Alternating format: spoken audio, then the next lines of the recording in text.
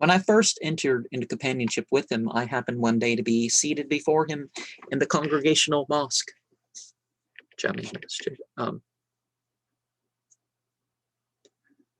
According to his custom, he fell into a trance.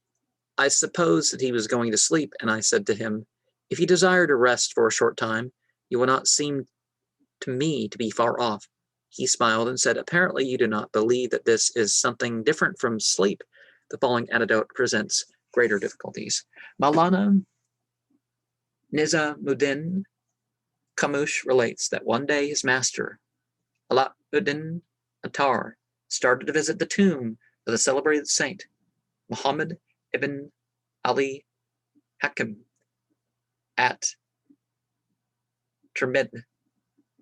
I did not accompany him, said Nizamuddin, but stayed at home. By concentrating my mind to Waju, I succeeded in bringing the spirituality of the saint before me, so that when the master arrived at the tomb, he found it empty. He must have known the cause, for on his return he set to work in order to bring me under his control. I too concentrated my mind, but I found myself like a dove, and the master like a hawk, flying in chase of me. Wherever I turned, he was always close behind. At last, despairing of escape, I took refuge with the spirituality of the Prophet, on whom be peace, and became effaced in its infinite radiance. The master could not exercise any further control. He fell ill in consequence of his chagrin, and no one except myself knew the reason. Alauddin's son,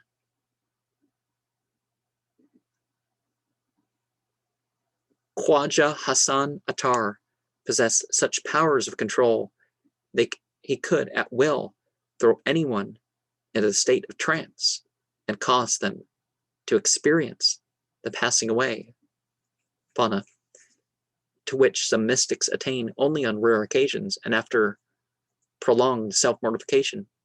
It is related that the disciples and visitors who were admitted to the honor of kissing his hand always fell unconscious to the ground. Certain saints are believed to have the power of assuming whatever shape they please. One of the most famous was Abdallah of Mosul, better known by the name of Badib al-Ban. One day the Qadi of Mosul, who regarded him as a detestable heretic, saw him in a street of the town, approaching from the opposite direction. He resolved to seize him and lay a charge against him before the governor, in order that he might be punished. All at once he perceived that Qadib al-Ban had taken the form of a Kurd, and as the saint advanced towards him, his appearance changed again, this time into an Arab of the desert. Finally, on coming still nearer, he assumed the guise and dress of a doctor of theology and cried, "O Qadi," which Qadib al-Ban, "will you hail before the governor and punish?" The Qadi repented of his hostility and became one of the saint's disciples. In conclusion, let me give two alleged instances of the obedience of inanimate objects, i.e., telekinesis. Whilst Dhul-Nun was conversing on this topic with some friends, he said, "Here is a sofa. It will move around the room if I tell it to do so." No sooner had he uttered the word "move" than the sofa made a circuit of the room and returned to its place. One of the spectators, a young man, burst into tears and gave up the ghost. They laid him on that sofa and washed him for burial. Avicenna paid a visit to Abul Hassan Kirkani and immediately plunged into a long and abstruse discussion. After a time, the saint, who was an illiterate person, felt tired, so he got up and said, "Excuse me, I must go and mend the garden wall." And off he went, taking a hatchet with him. As soon as he had climbed to the top of the wall, the hatchet dropped from his hand. Avicenna ran to pick it up.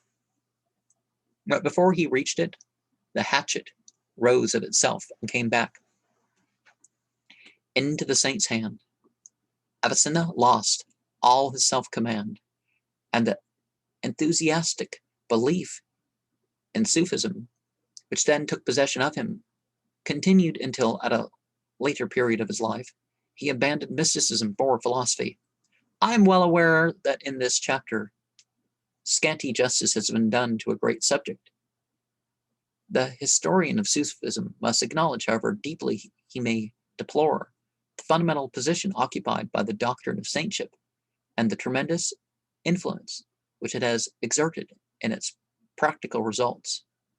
Groveling submission to the authority of an ecstatic class of men, dependence on their favor, pilgrimage to their shrines, adoration of the relics, devotion of every mental and spiritual faculty to their service. It may be dangerous to worship God by one's own inner light, but it is far more deadly to seek him by the inner light of another.